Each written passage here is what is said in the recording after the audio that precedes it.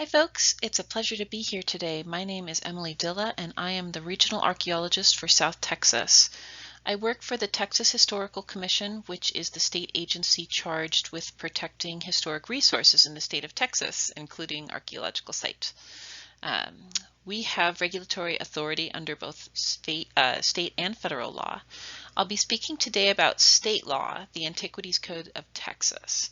So first I'll touch on just a little bit of background for this law, how it came to be, and then I'll focus on a few of the key things the law does, mostly as they relate to archaeology and archaeological resources. The Antiquities Code was enacted by the Texas legislature in 1969 in order to provide protections for archaeological sites and historical buildings situated on public land. The reason it was enacted is because of events set in motion actually here in your own backyard in South Texas about 467-68 years ago. In April of 1554, 3 Spanish cargo ships were loaded up with goods in Veracruz and sent on their way to Havana, eventually bound for Spain. You can see the little journey they were supposed to take there with the little red dots across the Gulf of Mexico. Unfortunately for them, they got blown off course early in their journey and they wrecked on a Padre Island sandbar. So they ended up in the approximate location where you can see that larger red circle on the map. So flash forward 413 years. And one of these ships, called the Espiritu Santo, was discovered in 1967 by a salvage company, which began excavating it in order to sell the artifacts. This was a problem for the state of Texas. After all, this is the oldest shipwreck discovered not just in Texas, but in the United States. It's kind of a big deal. The state felt that the ship and its artifacts were rightfully property of the citizens of Texas. Now, at the time, Texas did not have state-level antiquities protections, so the state ended up suing the company. Of course, there was a lengthy legal battle, but eventually the state won. So this whole situation led to several positive outcomes, including, first of all, the systematic scientific excavation of the Espiritu Santo by the state of Texas, and the artifacts are still on display at the Corpus Christi Museum of Science and History. It also led to the establishment of what was then called the Texas Antiquities Committee, now known as the Texas Historical Commission. And then, most pertinent to this presentation, it led to the establishment of the Antiquities Code of Texas, or the ACT. The ACT is one of the most robust state-level antiquities protection laws in the country. So the ACT does several key things, and I'm going to be talking about these as they specifically relate to archaeology, but overall, more than anything, what it does is it creates protections for archaeological sites and historic buildings so that these resources can benefit the public and our history. The first key thing it does is create a requirement that the Texas Historical Commission is notified for all ground disturbing work situated on public land, as well as work on state-owned historic buildings. It also sets up a compliance system to ensure only qualified professional archaeologists can conduct archaeological investigations. And it establishes state antiquities landmarks, or SALs, which provide protection to historically significant archaeological sites and historical buildings. All right, let's delve into these 3 points just a little bit more detail. So talking about notification and triggering of the ACT, the Antiquities Code is triggered on properties that are owned or controlled by state agencies and by political subdivisions of the state of Texas. So I've listed some examples of what a political subdivision is. It can be a municipality, it can be a city or a county, it can be an ISD, a public institution of higher learning, it can be a utility district, it can be a river or a port authority. And there's some other examples too. Examples of qualifying projects would be, for instance, the expansion of a county or city road, the construction of a public park, energy exploration by private companies on public land. These are all examples. The trigger, the important thing to remember, is that the property on which the project is set to occur. If the project is going to occur on non-federal public land, it is subject to the Antiquities Code of Texas. Talk a little bit about the consultation and permitting process. So under the ACT, the Texas Historical Commission has the authority to require archaeological investigation of a property prior to or during ground disturbing work. Now, as regional archaeologist for South Texas, it is one of my primary responsibilities to ensure that qualifying projects will not adversely impact important archaeological sites. As I'm sure you can imagine, some areas are more high probability for archaeological sites than others, and downtown Brownsville is a great example of an area that is high probability for archaeological sites dating to the historical period. So the map you see there on the left is a Sanborn fire insurance map showing a 12-block radius in downtown Brownsville. It dates to 1894.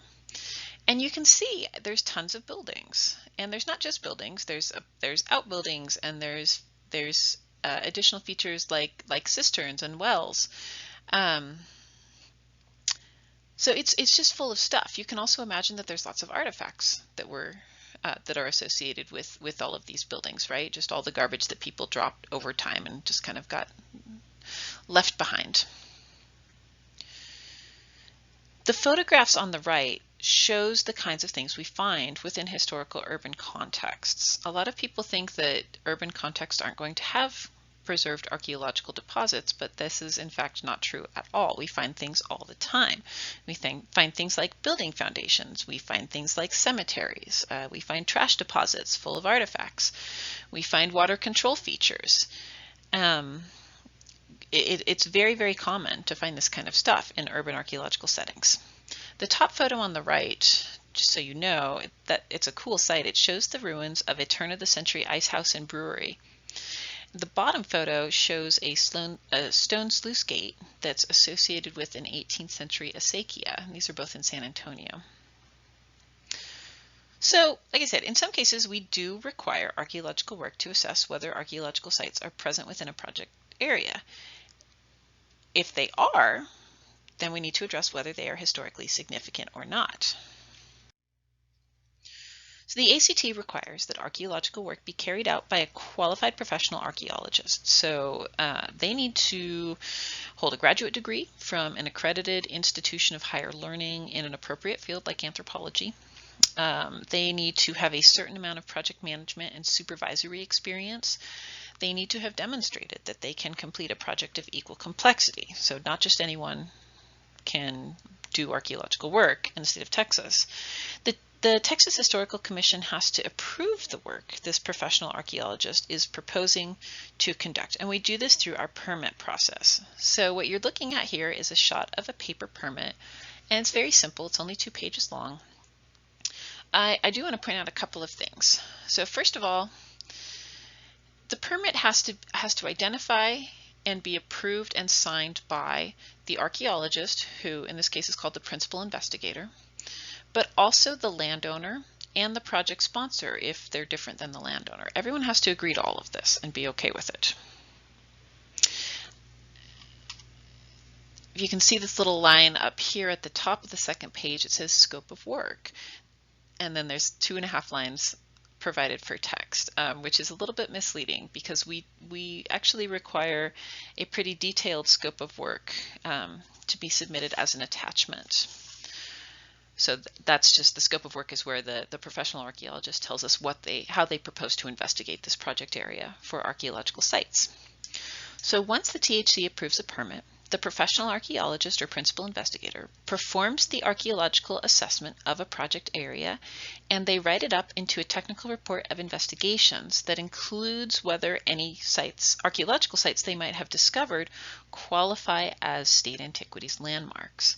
The THC reviews these reports and concurs or not with the archaeologist's recommendation as to whether a site should be an SAL or not. This whole process is called consultation. Let's get into SALs a little bit here. So, state antiquities landmarks, not just archaeological sites. They can be shipwrecks, artifact collections, buildings of historical significance. It's basically modeled in a similar way to the National Register of Historic Places, like you would see at the federal level. The most famous SAL in Texas is, of course, the Alamo. Now, SALs can be designated on private property with landowner permission, and of course on public property as well. And there are 5 criteria under which an archaeological site can qualify as an SAL. I'm not just going to read these verbatim, but just in a nutshell, they can contribute new or important information to Texas history. They can be thought to contain intact archaeological deposits, so there is good research potential. They are thought to possess unique or rare attributes concerning Texas history. Study of this site is thought to be able to contribute to new scientific knowledge, or the site is being threatened by or already has been vandalized or looted. So provided there is landowner permission, anyone can nominate a site as an SAL. It's a 4-page form you have to fill out, and it's available on our website on the form page.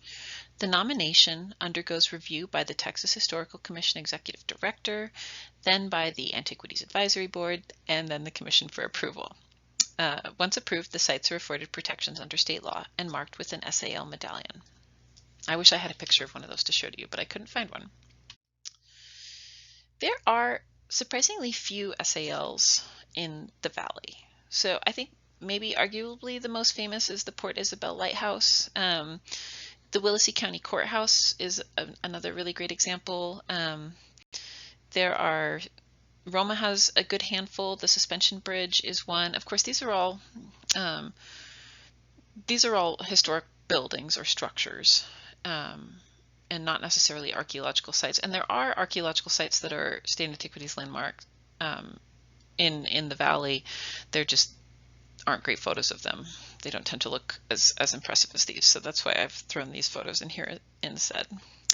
I would actually really love to see more SALs designated in the valley, frankly, because there are so many wonderful historical resources in this area, and I think it would be really great for the state to formally recognize and protect more of them. If you have questions about any of this, if you are interested in looking into SAL designation for a historic property or resource, or if you just have anything else on your mind, please don't hesitate to get in touch with me. This is my contact information, my direct line, my email, and a photo of me so you can see me. And I am working in Texas in this picture, but I've just noticed that I am wearing a very un-Texas baseball cap. Sorry, my husband is a Twins fanatic. So thank you so much, and I hope to hear from some of you in the future.